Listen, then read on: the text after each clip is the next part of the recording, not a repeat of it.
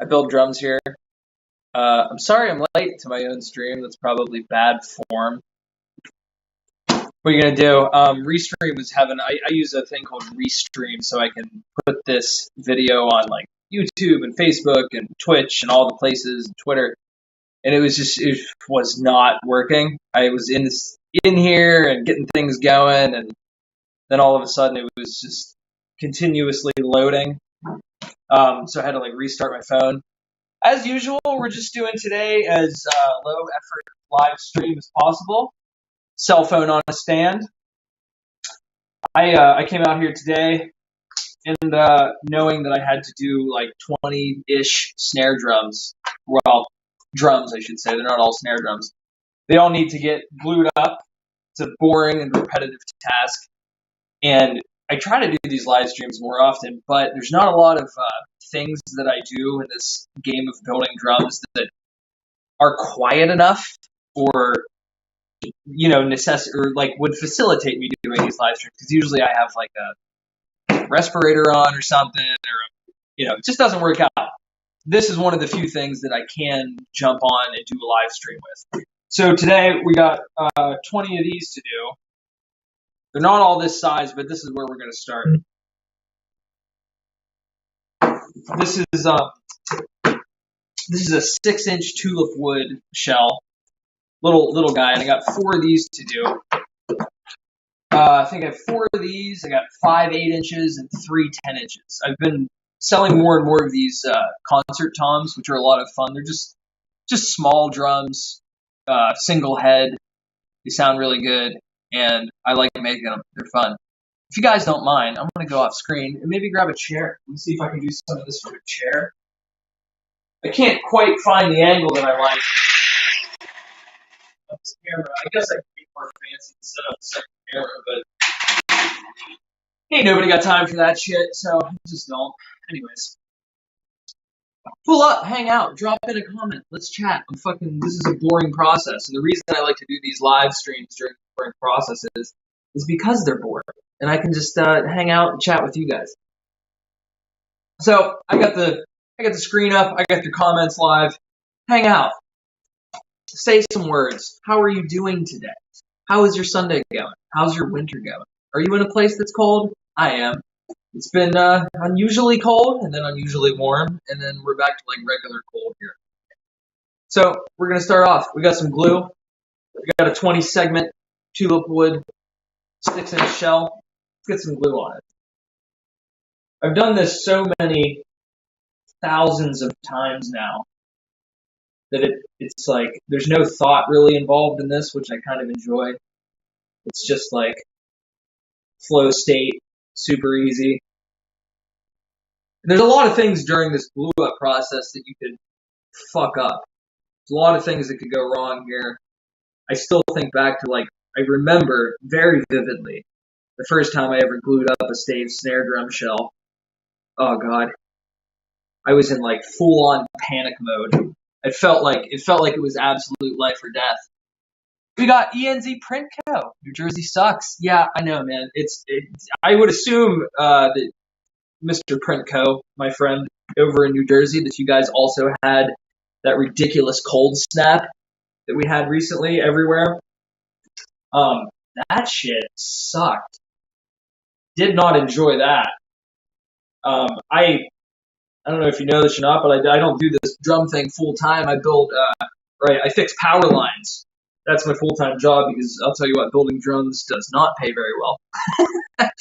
And so I fix power lines full-time, and during that ridiculous cold weather we had, I had to go out and fix a bunch of power lines, and good Lord, was that unpleasant. I did not enjoy anything about that. It was like, what was it? I think it was like 3 degrees, and it felt like negative 21. It was unbelievable. Like I had to go up in a bucket truck and like work on some high voltage lines, and no matter how much clothing I put on, I could really only go up there for like 6 minutes before I was like quickly realizing that I was very much in danger of frostbite. It was so goddamn cold.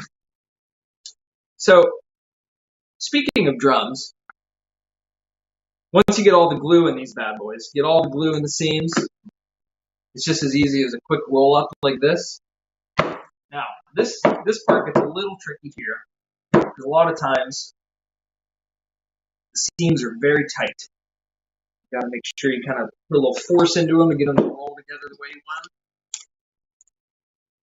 Roll them together the way you want them. There we go, looking pretty good. Now, the one thing I did neglect to do, now that I'm all gluey, New Jersey sucks, I'm done with the cold.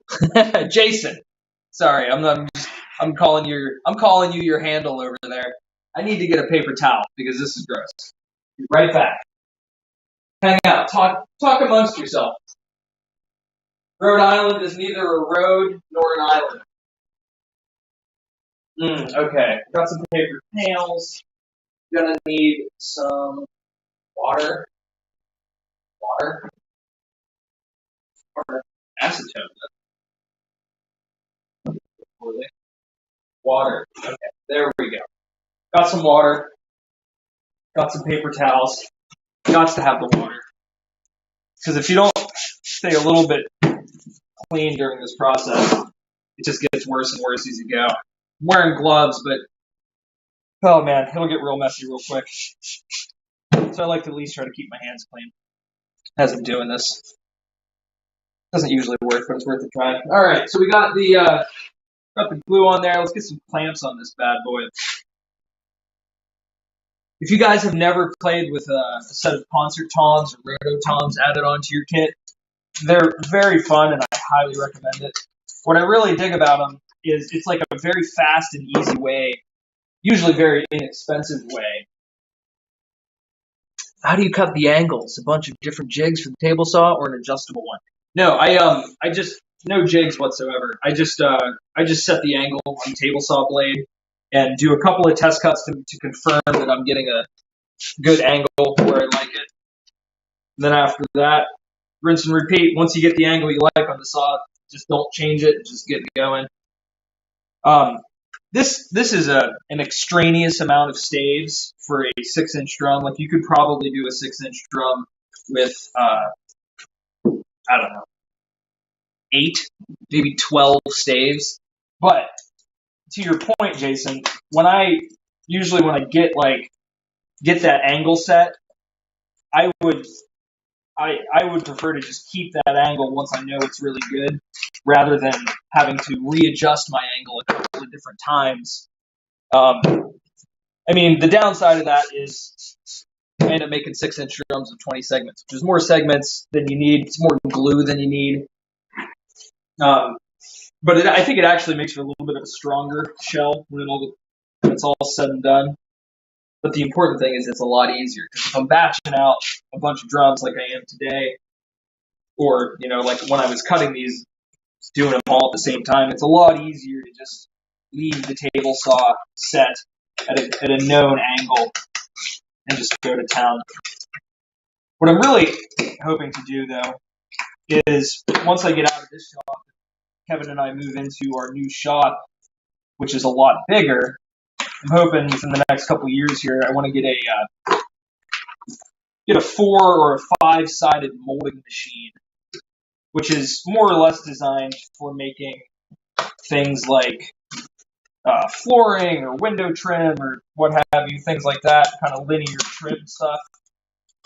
But one of those could be very easily turned into like the ultimate stave making machine, such that you could have just adjustable, either set knives that kind of are calibrated for different angles, or they make adjustable molding heads where you could just adjust the angles.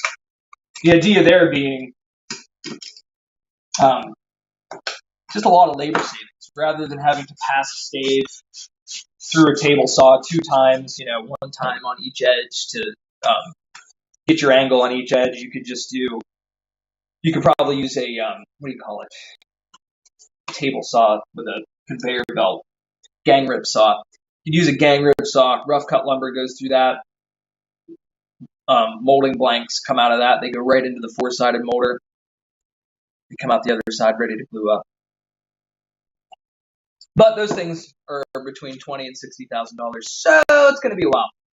Anyways, we got this first one done. One down, 19 to go. Looks pretty good. Came out nice. That one stave is a little bit fucky. I'm going to adjust that. I like these Japanese hammers. They're my favorite.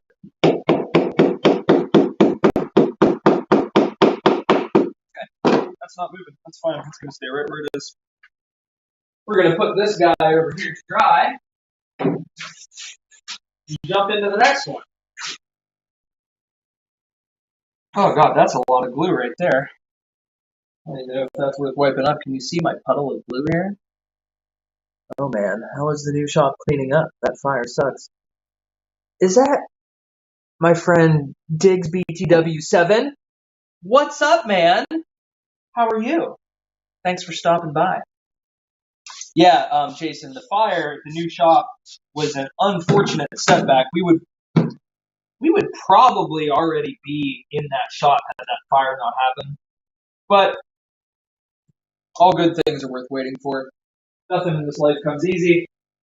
Setbacks happen, life goes on. So basically what happened was that fire occurred in December of 2021. December of 2021. And then I kind of just abandoned the new shop. Pete, what's up, man? The weird background aligned with the top of your head makes it look like you shaved your head. I promise I didn't, Pete. But I'm going to continue that illusion. Anyways. No, I luckily I don't I am 35, but I haven't started balding yet, so things are good. But yeah, Jason, to your point about the new shop and the fire, it was very depressing, and we would have probably moved in there, but the fire was in December of 2021, and then I basically walked away from it. I shuttered the doors to that place and just forgot about it for probably until August of 2022. Because there really just was not much that could be done after that fire. Like, it's the middle of winter, right? I got no electricity in the building. The place smells like dog shit. Like, what am I going to do? All right, here's our next one. We got another 6-incher. These are all made out of tulip wood, poplar, whatever you want to call it. It's a really nice, stable wood species. I like it a lot. It's very light. It's affordable. Great. I think I think a lot of people have heard of the old what was it, like maple poplar mahogany, the old vintage like Slingerland Ludwig recipe. Fun fact about that: they weren't doing that because it was some kind of magical tone wood sandwich. They were doing that because maple, poplar, and mahogany were easy to get.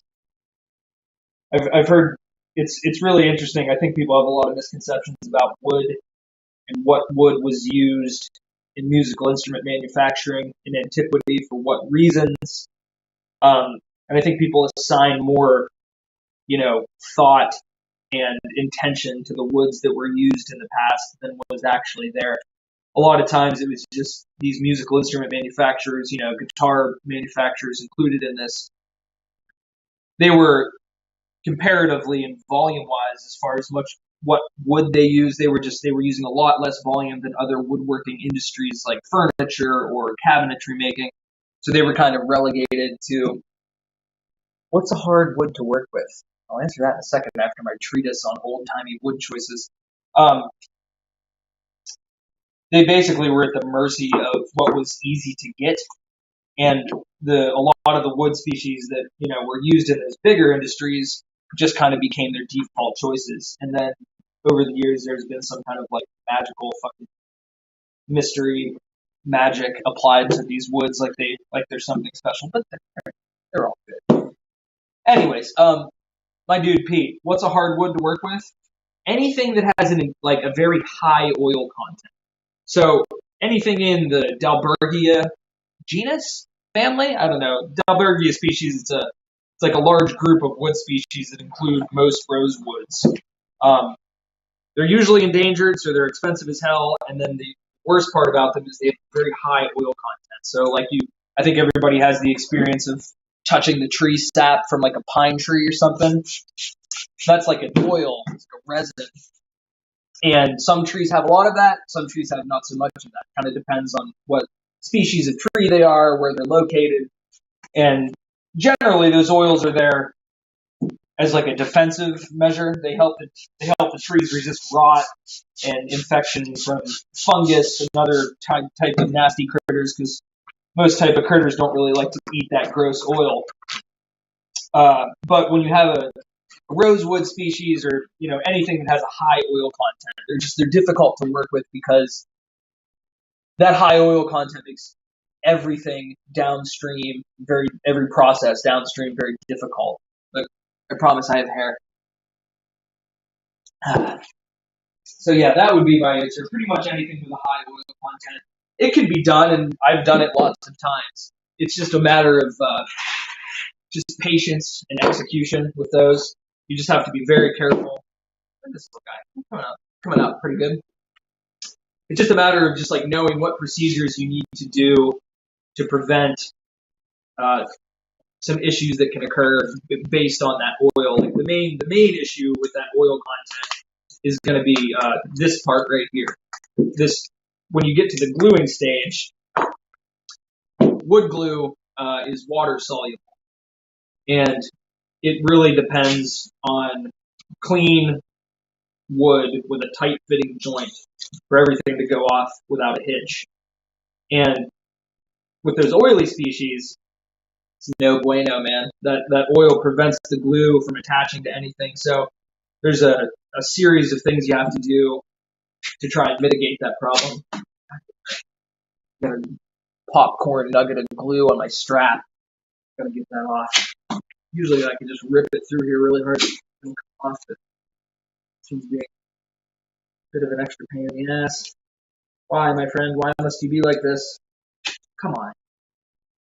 Shit. You gonna make me get a knife? I'll get a knife. I'll get a knife. I'll cut you off there. Better yet, this is a wood shop. We got fucking sharp chisels. We'll get that off with a sharp ass chisel. Don't cut yourself. Toward your thumb, not toward your chum. Okay, there we go. And then the other thing that makes working with those types of wood hard is just the price and the fear factor that goes into working with like woods that cost upwards of $35 to $50 a board foot. So like you're making a snare drum or something, and the entire time you're working with this wood, you're like, oh god, if I make one mistake, it's going to cost me $400 worth of wood. So you're like pins and needles the whole time to begin with. Oh, there we go. Oh. I like to get these straps as tight as humanly possible. I think they come with like these little cheese ball wrenches to tighten these things, and I hate them. So I got this handy dandy ratchet. And I've been using that same ratchet to glue every drum shell that I've ever made for like several years. It works really well, but it's kind of gluey, so I've covered it in multiple layers of packing tape. That seems to do the trick. All right, let's get this last one on here. Again, kind of overkill here. I don't really know that 3 clamps are strictly necessary for a little tiny drum like this, but the details matter. I like to go hard. Okay, that is shell number 2 for the day. Are these 6-inch drums sold already, or are you just making some for inventory? Well, Jason, I have one set of these that is sold. I have a 6, 8, 10 set of concert toms in like a seafoam green lacquer that somebody bought, and that one is sold, and then the others are for inventory. Because I've been selling a lot of those lately, and I want to make sure that I have enough of these shells just sitting around ready to go.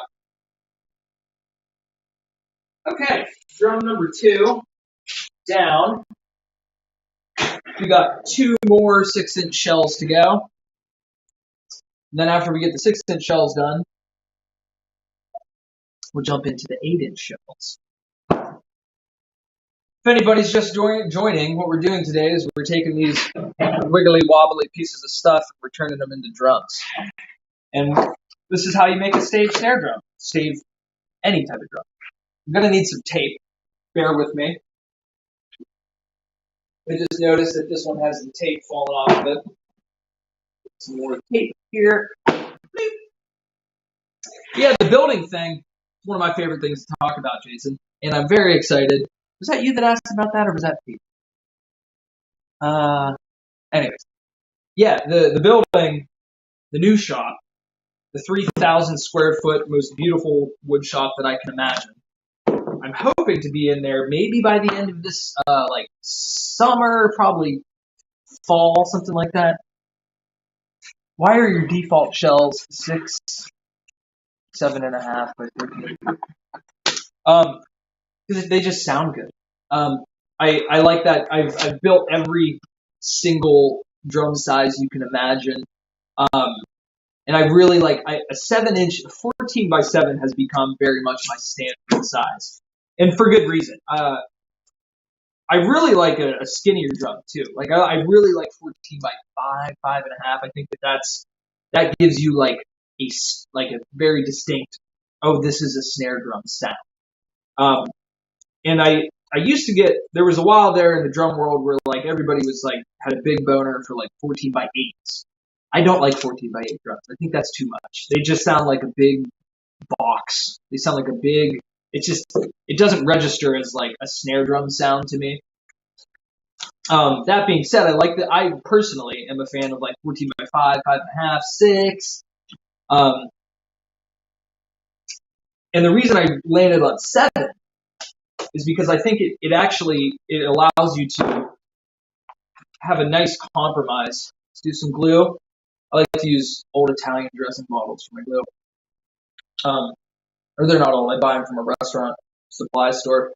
Anyways, yeah, the 14 by 7 has kind of become my default size because it doesn't have that boxy, terrible sound that you get with a 14 by 8. And, don't get me wrong, you could make a 14 by 8 sound good, but I find them to be a bit one-dimensional. Like, they're not, you're not going to play like some like Tower of Power, Garibaldi funk on a 14 by 8. Like, there's some things they just don't do that well. Is that right? Yes, this is, no, you know what it actually is, Kevin? It's yum yum sauce. Did you ever go to like a hibachi and they're like, oh, you like some yum yum sauce? Yum yum sauce. It's the best wood glue ever. Right? They don't tell you that when you're at the hibachi, but it's pretty good shit. Yeah, 14 by 7, I like a lot. Oh, everybody, say hello to Kevin, by the way. Kevin is my partner in this world of building drums. He does every drum that's been built here over the last 3 years. Kevin put it together, and Kevin shipped it to you. I just do this dirty stuff over here. He's the real magic and brains behind this whole thing. But the 14 by 7, I like it a lot because it allows you to get that big like 80s hair metal backbeat sound that I think a lot of people are looking for from a bigger drum. But at the same time, a 14 by 7 is not so deep like a 14 by 8 that you can very much tune it up and get like that, screaming, crispy funk sound out of it if you want that. So that's a really long way of answering your question, Pete. But somebody told me one time these live streams suck if you're not talking constantly, otherwise it's boring. So I have to elaborate painfully. Yeah, 14 by 7. It's a versatile size. I think you can do a lot with that. It doesn't hem you into just a handful of sounds, which I like a lot. And plus, from a strictly mechanical side, and like, design to manufacturer standpoint, it fits all of the hardware that I like to use very well. I really am we have these signature lugs that we use a lot, and they're the tube length on them is 4 inches. We have them in 2-inch also, but our standard signature single point lug has a 4-inch tube, and I find that I don't like anything closer to the edge of the drum than like 1.5 inches, with some exceptions. I guess maybe like an air vent can be a little bit closer. So those 4-inch lugs work perfectly because they give me exactly 1.5 inches distance, so I feel like I have a nice comfortable margin because I've seen a lot of people build drums over the years, and they just like, even Tama does this, and it's just, I know, when I look at it, I know it's okay, but it bothers me when I see, 3/8 of an inch between like the end of a lug and like the bottom of a hoop. My wife's texting me. What did she say? Lindsay McDonald asks, what glue are we using? I'm using my good old friend Tight Bond Original, a longtime sponsor of the channel. I'm just fucking with you. I don't have any sponsors. Yeah, Tight Bond Original. I used to use Tight Bond 3, which is a waterproof outdoor glue, and I think I see a lot of people using that for drums. And I realized that it's actually not the best choice for this application. Tight Bond 3 is like, it's marketed as waterproof. So, like, maybe if you're building like patio furniture or something, and really what that waterproof means is over its lifetime, it remains a bit more flexible. This stuff, the original formula, definitely not outdoor use. And in my opinion, I don't think drums are really an outdoor piece of, woodworking accoutrement, so you don't have to worry about that. But the big difference is the Tight Bond Original, it gets harder when it dries, when it's fully cured. So it's more crystalline. And Tight Bond 3, it stays more flexible. It's more rubbery. And in my mind, if I'm going to, I'm really trying to eliminate the amount of glue in a drum shell, because glue is just, it doesn't sound good. It sucks tone out of the drum. So if I have to have a glue in my drum, which is a reality of building any drum shell out of wood, I would like it to be the hardest possible crystalline structure that I can get. That way, when it dries, it more closely mimics the actual structure of the wood.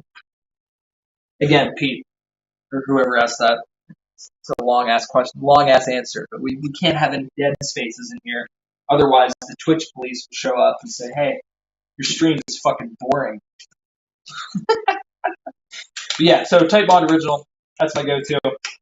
Now, there's some other glues that I use for different purposes. There's so many, like the glue industry for woodworking is proliferating. There's so many options out there. All right, that's number 3 down. Looking pretty good. Tight joints. I love it. We'll get this out of the way, and we'll jump into number 4 for the day.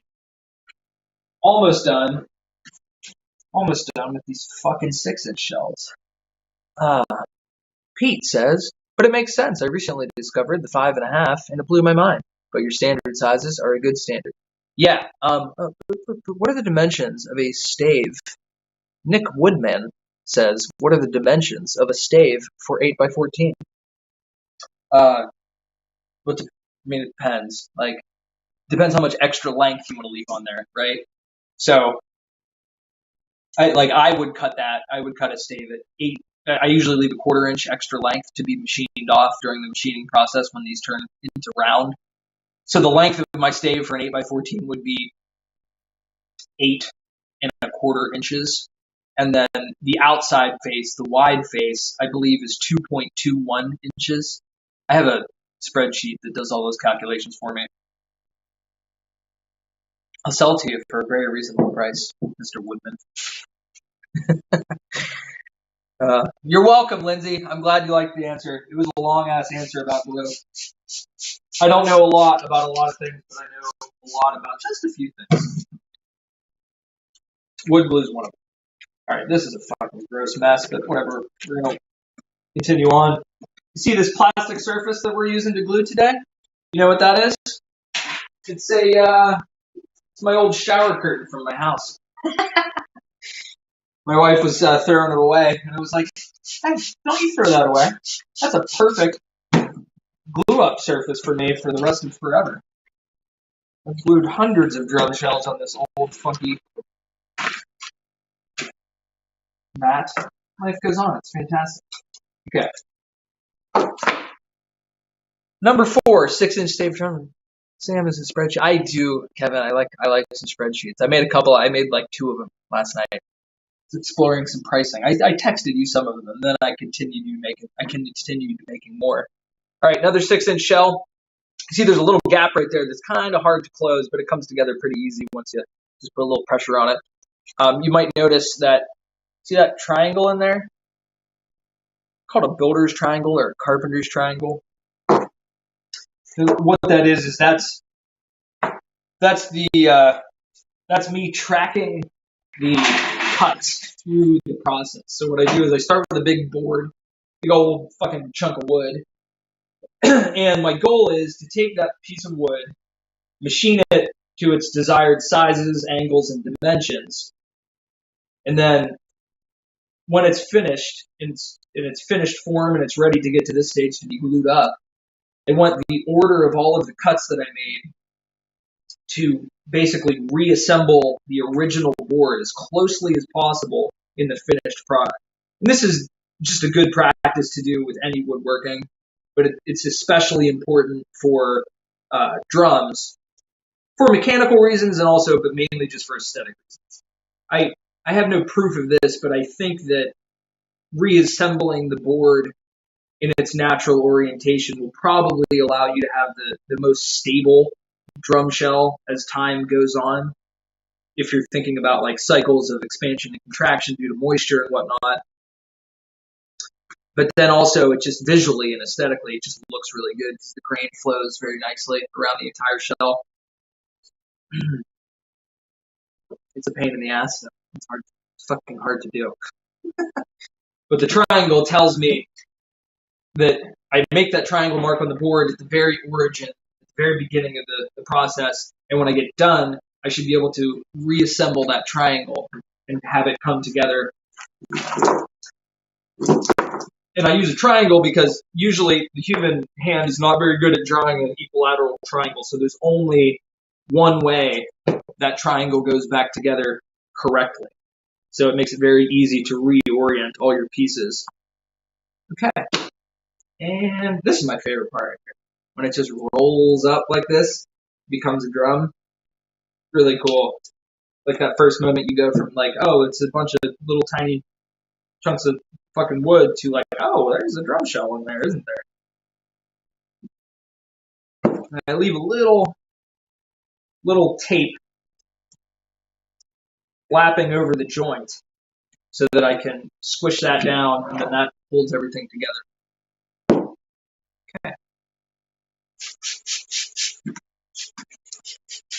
It's clean as you go a little bit here. Let's keep the old fingies clean.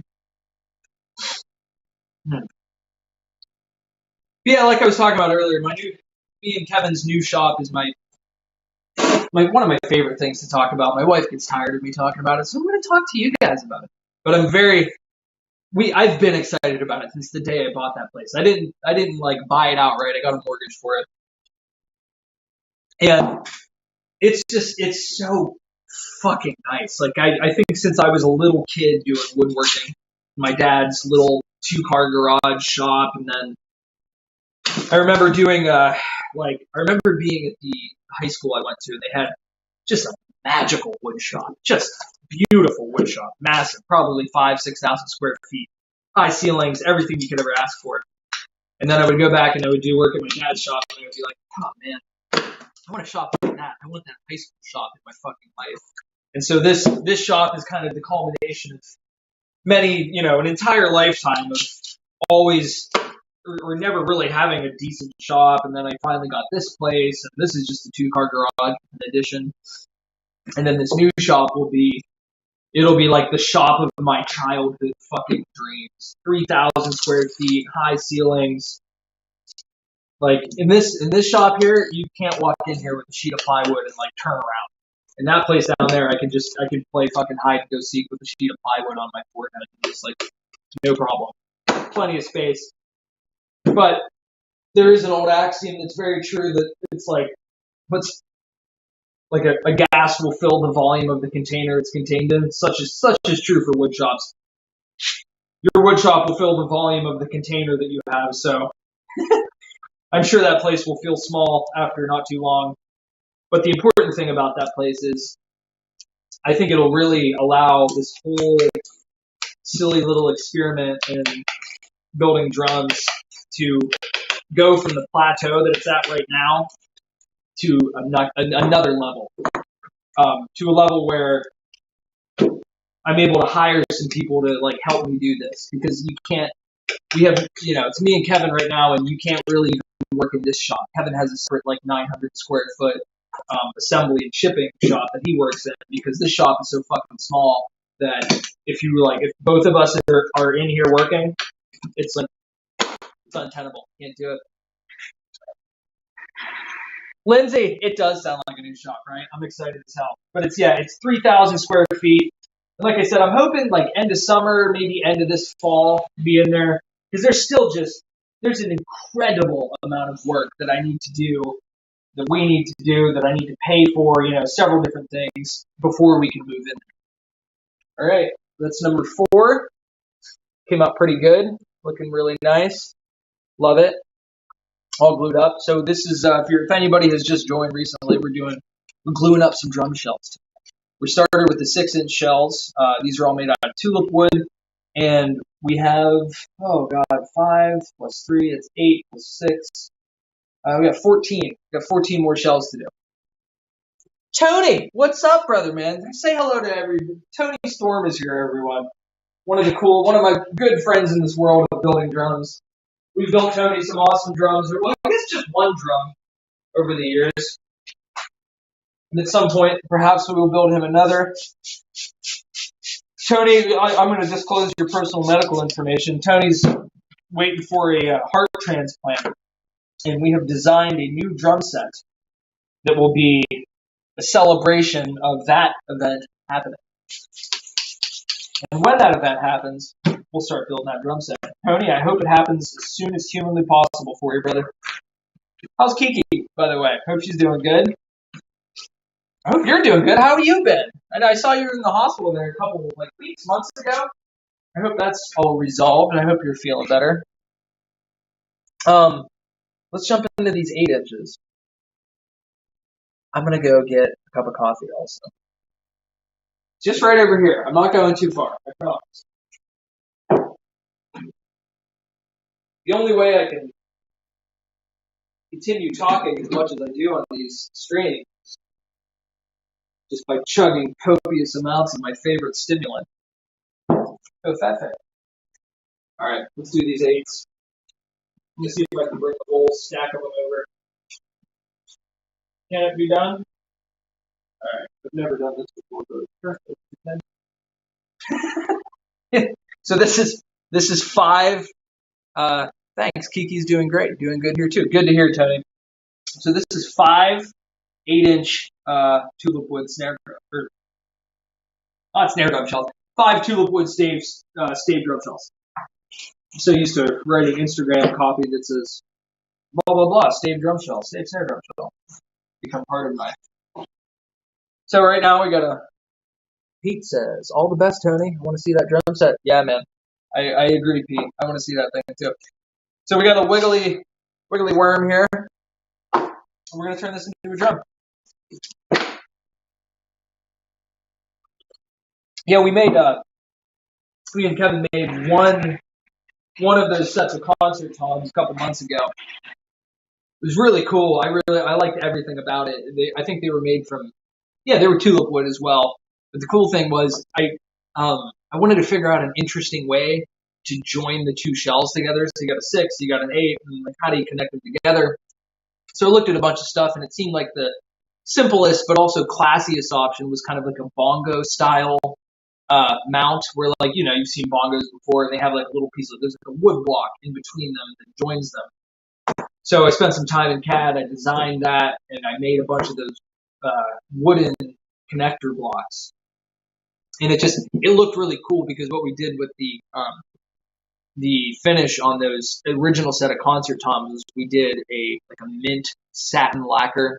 It was nice. It was like a real subtle mint color, kind of like a flat or a satin sheen, and then it had the wood block between them that was just natural wood. And I think just the combination of like that subtle mint lacquer, the nice wood block in between them, and then all the chrome hardware,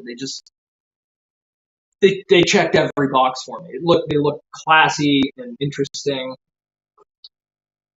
And so on these new ones, the first set that we have ordered right now, it's like a seafoam green or like a teal kind of. And I'm thinking I might do walnut blocks to join the drums because I think that would look so classy. It's such a small detail; it barely matters.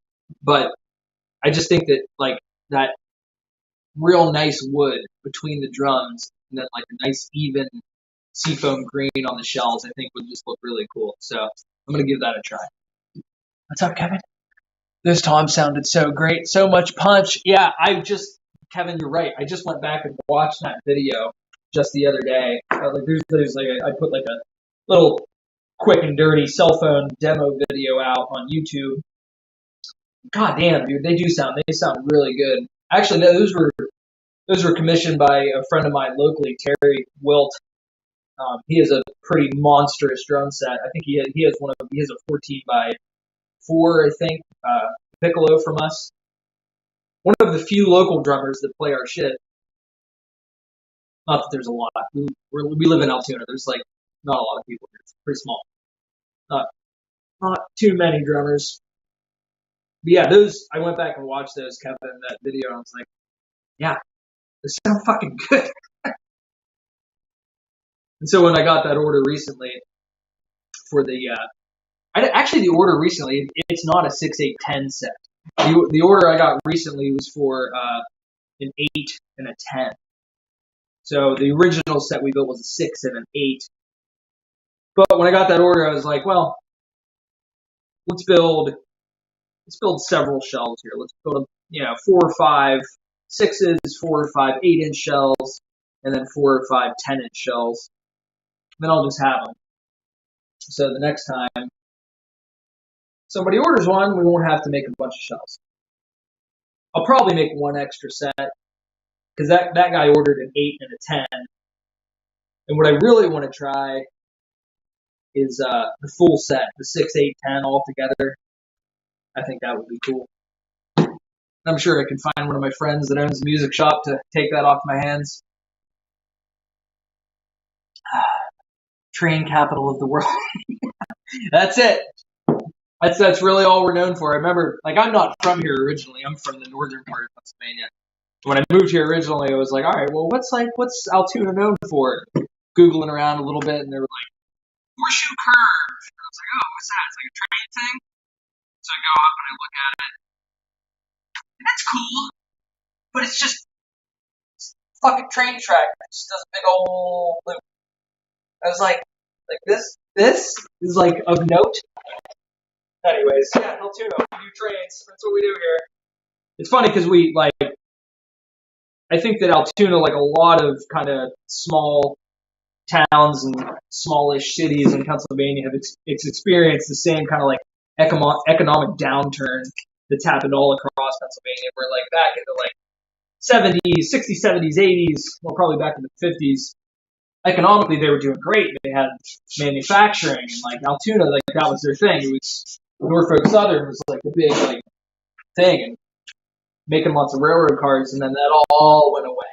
And there's still some of that here. Like there's still a large Norfolk Southern train workshop, but the big one in Hollidaysburg, Juniata Car Shop, it closed down in like the 90s or maybe 2000.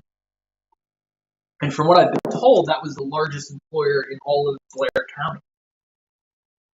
The interesting thing is, though, that building is slowly being rejuvenated, and they're actually working on railroad cars there again. A new company started up in there. And they're getting it back, man. They're making it happen. It's pretty cool. It's good to see. Don't do that. Gotta be gentle. Gotta be gentle with these little grubs. Gotta be gentle. Don't want to misshape. It's easy to like start getting the staves a little bit misshapen until you get all 3 clamps on. Then you have even pressure the whole way around. Okay. Oh, I don't usually do this seated, but this is actually really nice. I hear you from Bradford. Oh yeah, Tony, Bradford. Yep. So I'm from Franklin originally, which funny enough, is right beside Oil City, which is where they kind of, industrialized, or they kind of like discovered oil in Pennsylvania.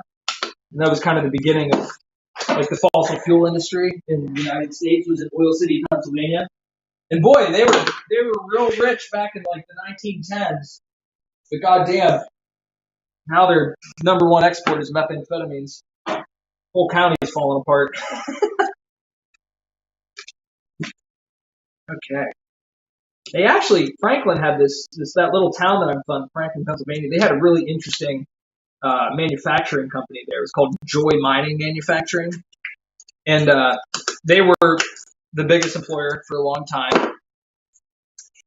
And what they made was they made these really interesting like mining machines that would go very specialized, like one of a kind mining machines for deep mining. So they were like, it was like a kind of like a vehicle, but the front had the big like churning like rippers on it, like in a big cylinder, and it would like churn the coal, it would like dig the coal seam and then like had a conveyor belt. Pretty interesting. Nobody else really made them. And they were made in Franklin, Pennsylvania. And then a Korean company, Komatsu, I think they're Korean, bought them about 5, maybe 6 years ago, maybe a little longer, maybe like 8 years ago now. Closed up shop, gone. I think they kept some engineering staff in Venango County, and that was it. Okay. Don't do that. Fucking my favorite.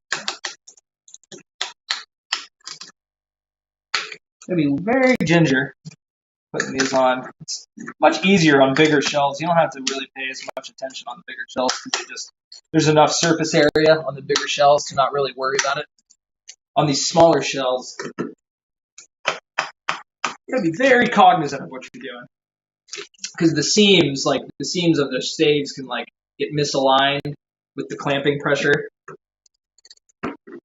I do like to build these shells though with enough meat on the bone, so to speak, that even that wouldn't really be an issue.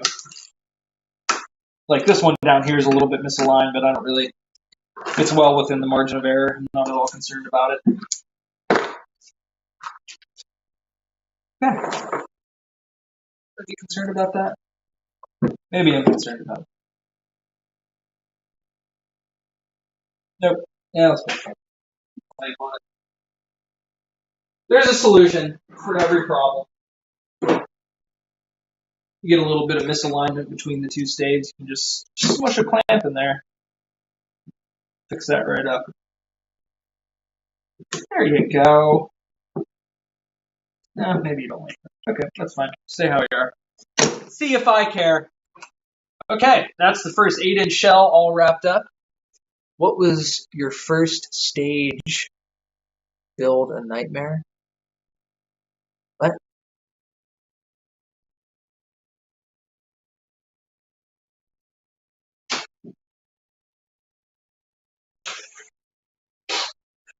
Oh, I got it. Took me a minute. I think Lindsay was saying, was your first stave build a nightmare? Yeah, it was. It was terrible. It went really poorly, but I did end up with a usable drum shell after it. It wasn't at this shop. I was renting shop time from a friend. Yeah, it came out good, Lindsay. Yeah, the very first one I made, but it was I still remember it being just so stressful because I had never done it before. We got 5 of these 8-inch shells today. Let's get chooching on them. Pretty nice. They fold together very beautifully. That's the mark of a good stave drum. Do they come together easily? Are the joints tight? That's what really matters. You can make a stave drum and it can be absolutely dog shit. Like if you see a stave drum and in the finished product the seams you can discern them from the surrounding grain, that's dog shit. You didn't do a good job. Either your joints weren't tight, your angle was off, you did a bad job milling, you didn't grain match anything. There's a lot of ways to do this wrong, and there's only one way to do it right. But yeah, Lindsay, my first stave drum build, I still remember it. It was just a regular old 14x8 maple snare drum shell. I did not know what I was doing, but it came out pretty good. Fun fact, I never sold that shell. And me and my wife got in a fight one time, and she like broke it. She like threw it on the ground and broke it. We might still have the broken pieces of it like in a fucking cabinet somewhere. We're fine. We're still married. We have a kid. We're good. But it was, oh god, that was years ago. Yeah, I used to, when I very first started doing this, I just discovered I was an apprentice line worker. Smartphones were just kind of a thing. I found myself spending a lot of time just like trapped in a bucket truck with my smartphone, like looking at stuff on the internet because I was bored. And I discovered people on the internet making drums in their garages with wood that they had. And I was like, well, fuck, I know how to do it. Like, I had already been doing woodworking for the majority of my life at that point. And I was like, I think I can do that. So I went on a hunt because at the time I was just like, I was new to Altoona. I was broke. I didn't have a house. I was just renting a place. Just me and my, at the time, girlfriend, now wife. And I was like, well, I don't have any goddamn tools. I don't have anywhere to do this shit, but I have to do this. Like, where can I find like a wood shop? Maker spaces weren't a thing. This is like 2010, something like that. And so I started just calling, just cold calling every like wood shop in the Altoona area that I could find. And I'm like, hey, I'm a random guy that you've never talked to before, and I would like to find a wood shop that I can use, hopefully maybe for free, and maybe I can pay you some like money to rent some time in your shop. I see some companies are making shells that look like they haven't rounded the outer edge very angular. It drives me nuts. Makes me think they're too cheap to sand them down and round them out. You guys, then Tony says, Pete, you guys do work with some, yeah.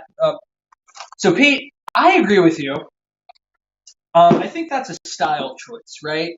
I've seen that too. I'll get back to the random story about how I started very first making my drum shells in a moment, but I want to speak to Pete's point there. Yes, I've seen that too. I've seen a lot of, not a lot, but I've seen a couple of companies doing the like, you know, leaving the facets on the staves, so to speak. And yeah, I'm just not a fan. Just not a fan. It's a cool idea. And as a guy that makes really weird fucking drums, I am never going to shit on anyone for trying some new shit. Like, I think it's cool. I think that everything in the drum industry has been done before. There's really nothing new that anybody's doing. So whenever I see something new, a part of me certainly applauds, but at the same time, my opinion, my aesthetic opinion of that is it does kind of look unfinished. It just looks like you got halfway through the thing, and then you just kind of like, yeah, I'm just going to skip that part. I mean, the ones that I've seen, it seems like if done correctly, like it's a case of like awful taste but great execution. Like the execution is wonderful. Like they've executed this thing well, but it's just not my taste, if you will.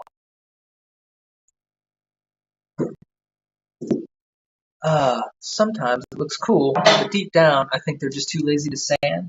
Yeah, I don't know. I mean, you certainly, whenever you're manufacturing something, you have to stop and ask yourself during every step of the process, like, is what I'm doing, is this step necessary? Like, do I need to do this step? Does this bring value to the customer? Does anyone care if I do this step? And like maybe those, those drums with the unfinished flat faces on them were just somebody exploring that concept. Like, is this step necessary? And mechanically, I guess the answer is no, because they're making drums and they work, right? So as long as you have a round section at the top and bottom of the drum where the heads need to seat, it's not strictly necessary that it's not strictly necessary that the entire drum be round. I mean, I build drums that are, they have the contours on the outside and they have shape to them. Yeah, I like it when you get the illusion of the angular, like how you can switch order or something. Yeah, that is the point. I agree. When you spin the drum and the chatoyance of the different angles shows up. I think that's hella neat. Yeah, short story long, not exactly my flavor, but I got no. I go do you, other companies. Do what you think's cool. I think it's fun. I think it's fun to explore all the options. All right, that's anybody's keeping track. We got 6 drum shells down, and I got a fucking hole in my glove. Fuck. Excuse my French. All right, on we continue. I'm going to run out of clamps before we get all 19 of these done today. I think I got enough for, I don't know, about maybe 5. Like maybe we can do about 5 more drum shells, and I'm going to have to hang it up. I'm not even cleaning that glue. See that big old mess of glue right there? Look at that. See that? It's gross. I'm not cleaning it up. I don't care. Life goes on. It all gets machined off in the end. So I'm assuming that nobody new has joined us, but just in case you have, we're making some drum shells today. Oh, that one's a little funky. What's going on with you? There you go. Making some drum shells today. Bringing 20 pieces of wood together to become one drum shell. Let's smush some glue on. I'm going to return to my story about when I first started making drum shells. Back in my day, I used to walk uphill both ways to get to school, just because I need something to talk about. But yeah, so I was looking for somewhere to build these drums. I just discovered it on the internet. I was like, I gotta find somewhere. I'm down here. I have an apartment. I got nowhere to do this. I have no tools. So I start cold calling every wood shop that I could talk to. I just started Googling wood shops, calling them. Hey, I'm a random guy. Can I come make some stuff out of wood in your shop? Predictably, everyone was like, no, fuck, absolutely not. As I would probably tell somebody that called me with the same question today. But there was one stranger who, out of the kindness of his heart, said, yes, young 22-year-old Sam, come on out to my shop and I will let you use my wood shop. And his name was Ken Weiland. Ken has since passed away. When I met him, he was probably 75. And he had a little wood shop in a town called McKee, which is like 15 minutes from where I live here. Ken was really cool. And he let me use his shop, didn't even charge me rent. The nicest guy. So I showed up at Ken's shop and had no idea what I was doing. I had some woodworking background. I'd been doing woodworking for most of my life. My dad got me into it. Lots of shop classes. I built furniture for clients before and whatnot, but never had I built a drum before. And I showed up there and I just started fucking around and just trying stuff. And I built a couple of shells there. And way back in the day, alls I would do, I had no clue what I was doing. I would build the shells. It was really just out of curiosity. I had no business plan in mind whatsoever. I was just like, I just want to do this because I'm fascinated by it. And I would just make the shells and just sell the shells on eBay for like $100 or something. Just enough that I could like buy some more wood and like try again. I still remember like I moved out of Ken's shop and I moved into this place. I bought a house, got this garage, and I remember making shells here and then like I was like really nervous. Like I was like, oh, I guess maybe I'm gonna try to make a finished drum. Jason says, yeah, I started with Keller shells LO, making custom drums. Yeah, I skipped all of that. I never made a plywood drum shell ever, or I never bought a plywood drum. I had no interest in that. I wasn't like, I knew I could do that, of course. I knew I could go buy some Keller shells and buy some hardware and smush them together and make a snare drum. But the interest for me was really this. Like I was very interested in like making the shells, and then everything else came after that. Which I'm grateful at this point that's how I did it, because I think I like the amount of creative control that you get when you're able to make your own shells from scratch. a bit of a badge of honor, you know. Like, oh yeah, I know I make all the shells. We don't buy any shells. I think that's pretty cool. I prefer that. Is it more work? Absolutely. It's so much more work.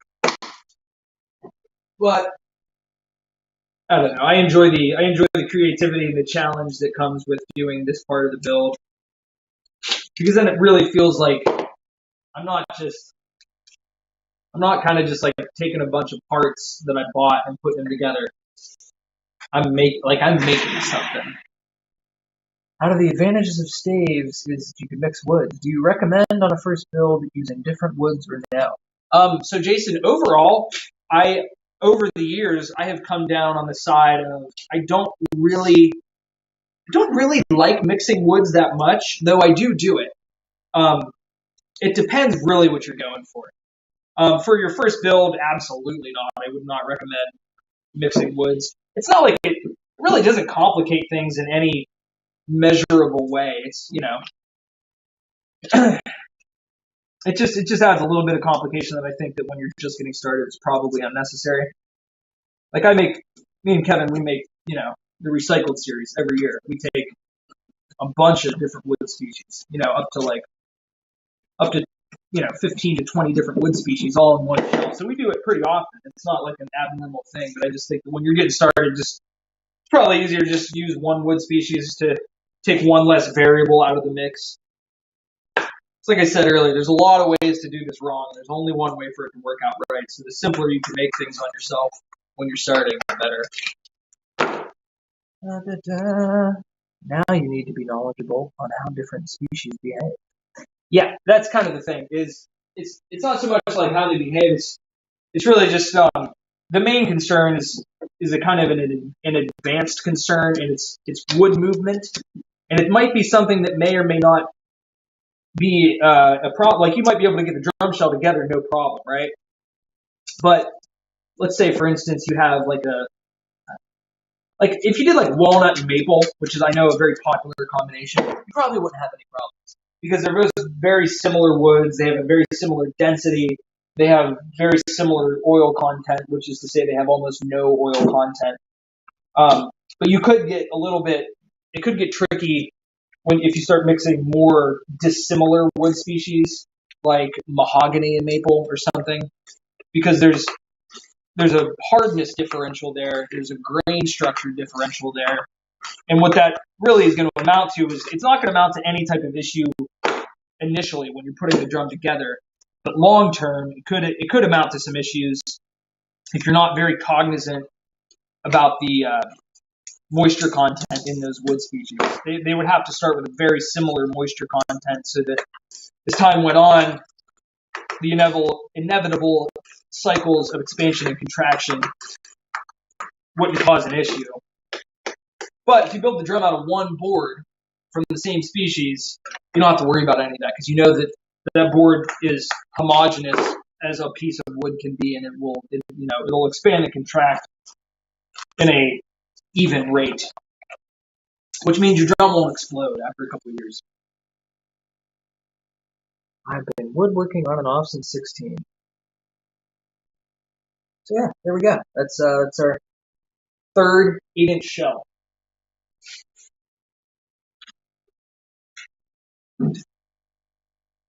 Let's do another one. Need more clamps. Hang on a second, everybody. I gotta get some more clamps. I feel like I'm really doing well when I have to break out every single clamp that I have. That's what I'm doing today. On a side note, I tried to get this live stream to go live on Instagram as well, which I have not been able to figure out since I started using this Restream program. And my God, is that hard to do. I couldn't quite figure it out. I want to figure it out, but there's some real like nerd shit that I got to do to get that sorted. But maybe at some point we can do it. All right. So number 4. Is this number 4? Number 4, 20 stave 8-inch, 6-inch depth. Look at that perfect reordering of all of those numbers and letters and triangles. I fucking nailed it. Doesn't really matter with this one, which is the funny thing, because none of these are going to be, when they're all done, they're all going to get completely lacquered with like a solid color. So you're not even going to be able to see any of the any of the wood grain. And it's funny, there was a moment a couple days ago when I was milling all the lumber for these, and I was like, you really need to keep track of the grain orientation, Sam. Like, is that really necessary? It's going to get painted. And I was an inch away from just being like, nah, fuck it. I'm just not going to do that. It's extra work. But I was like, no, do it. Because it's like a habit I want to build in myself. Is like every time I do a drum, I want to like immediately, without really thinking about it, just be able to quickly run through the process of keeping track of and documenting my grain orientation so it becomes second nature. So, like, did it take maybe an extra half hour? Yeah, probably. But the important thing is, kind of builds that, like, not muscle memory, but it builds that, like, automatic process in my mind, whereby every time I do a drum, I know exactly how I'm going to keep track of the grain, even if it's going to get painted. So why is the triangle not reset? Oh, good eye. It's because this one was backwards. It's kind of hard to explain. It has to do with this side of the drum and this side of the drum, and the way that everything folds. It's kind of a long story. Without me sitting down at what do you call it? Without me sitting down at a whiteboard, it would be difficult to explain.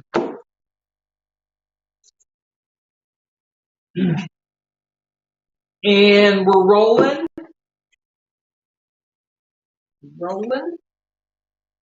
Last scene all pushed together nicely. Beautiful.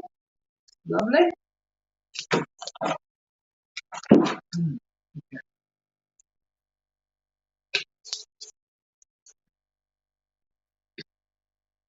Oh yeah. Yeah, so after I get done with these 8-inch ones, I have 3 10-inch drums to do, and then I have six 14-inch shells that are done. And I don't really have a plan for those 14-inch shells. I'm lying. I do. I have a secret plan. I have a plan that I can't tell anything about. You need more glue, Bales. Good to see you, man. How you been? I saw, the last time I kind of saw any of the content from the Bales world, I saw you guys were at PASIC with, you and Calderwood were at PASIC. How was that? Did you and Bill have a good time? Was it worth it? I personally am not going to any drum shows this year, mainly because I hate them, like, so much. They're the worst. Seeker says, hi, do you think the tone or pitch of each of the segments should be the same? Should they sound high, low, middle? Do you think the tone or pitch of each of the segments should be the same? Well, Seeker, how would you figure that out? In my mind, what I'm picturing is kind of like somebody building a vibraphone, and they're taking each piece of wood and like balancing it on some little thing, and then like tapping it with a hammer, and then checking the pitch of that piece of wood, and then sorting all of those pieces of wood into A flat and A sharp. My short answer to that is fucking absolutely not. No, none of that needs to be done. It's completely unnecessary. Because if you think about it, so let's say you do that. You sort all your little pieces of wood. They're all A sharp. The finished piece of wood will be, for all intents and purposes, a completely separate and new piece of wood from those original segments. Because once they're all joined together, the mass is different, the thickness is different, and like what the original tone of all of those segments were, it will have absolutely no bearing on what the um, finished product is, because essentially once those 20 or whatever, however many segments are glued together, they become one. So whatever then the note of that piece of wood, that finished shell is, that's all that really matters. I mean, I guess if you were trying to do some like fancy, like John Good, like what's the pitch of the shell, and you were actually trying to get the timbre of the drum shell to be a certain pitch, maybe you would do that. But even in that case, I wouldn't do that, because really you can just change the pitch of the shell by adding or removing mass. So like if I was trying to make a shell the kind of natural note of a certain note, I would probably just make the shell and then continue removing thickness until I got where I wanted to be. How we looking, boys? Pretty good. Pretty tasty. It's an 8x6 tulip wood stave drum. That would be our 8th shell for the day. They got clamps for one more. We're going to do one more. We're going to do one more shell, everybody, and then we're fucking done, and I'm closing this thing out. Bales, what did you say? Extremely low sales this year. Tons of talking people asking about custom work, but we'll see if any. Yes, I agree, Bales. Sales are down. The economy sucks right now. I've experienced very much the same thing. 2022 was a much slower year than 2021, and I'm anticipating that 2023 will be the same. I think we'll see a bit of a thinning out. I've been thinking about this a lot lately, and I think that we're heading into some very rocky economic times.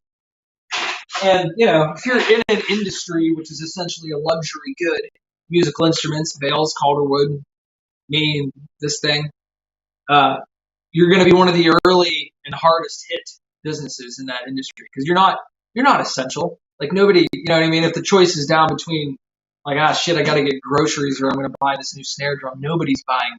Everybody's going to eat. They're not going to eat your snare drum. So I expect another slow year, but I don't really care, because this is just like, this is my side hustle thing. What was that other thing you said there, Jason? Those DW with the note in them, I always find that so gimmicky. Do you think it's an actual end result? No, Jason, that whole thing, it's all bullshit.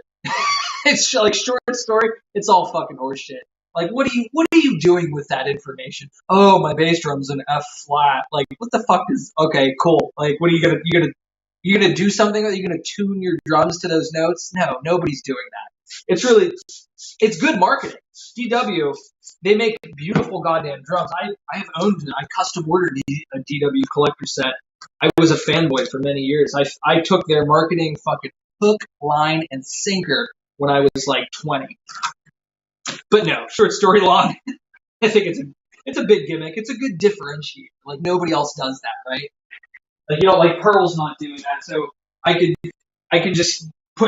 like imagine being a fly in the meeting where they're like, okay, we got this drum company. Like, let's spitball some ways that we could like differentiate ourselves.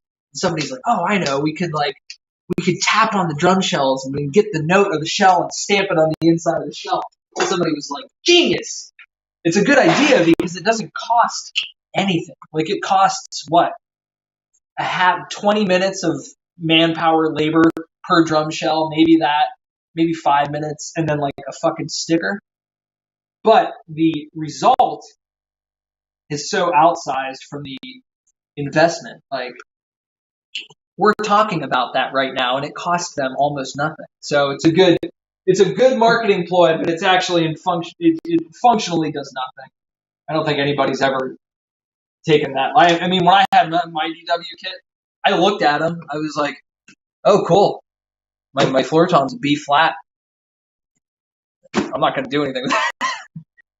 As far as snares with fundamental pitches, the Stave snare. Yes, read Kevin's comment. Anybody? It's Kevin's a scientist on this shit. That's a very good assessment. Do you love me? Make an assessment. All right, last drum for the day. So that's how does that work out to? I got 9 more to do.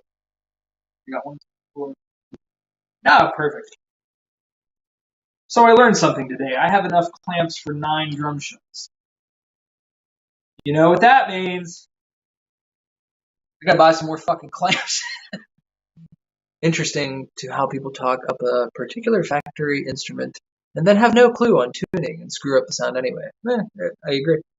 I lived by the Long Island Drum Center. DW did a show there. They pushed the pitch note thing. So yeah, I mean it's a cool marketing gimmick. I like it. DW's always been good at that. Like I said, I fell so victim to their marketing. It was their marketing is so good that um I fell for it when I was 20. I was like, I remember calling Dale's Drum Shop and being like, do you know the difference between like the HVT shells and the LVL shell or whatever the fuck 3-letter acronyms they've made up? And the dude, I can imagine the guy like, oh god, I don't fucking know, man. Like, and functionally, I think that all of it makes such a small difference. But again, the game is like differentiating yourself, so it's all very smart, good marketing. I don't fault them for it, man. They built a beautiful company and they built beautiful drums. I owned a set of their drums. They were absolutely fantastic.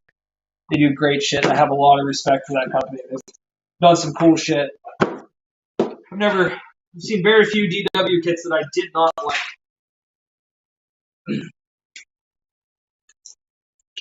Yeah, they're marketing geniuses.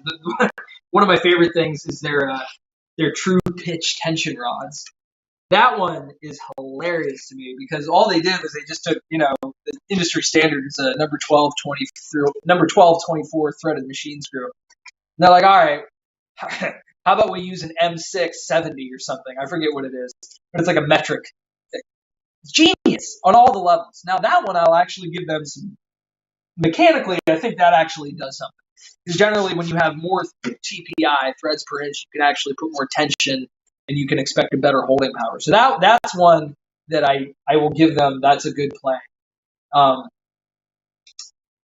it's also it's a genius because you can't use if you want a tension rod, you got to pay their inflated prices for a replacement tension rod because no other tension rods will fit.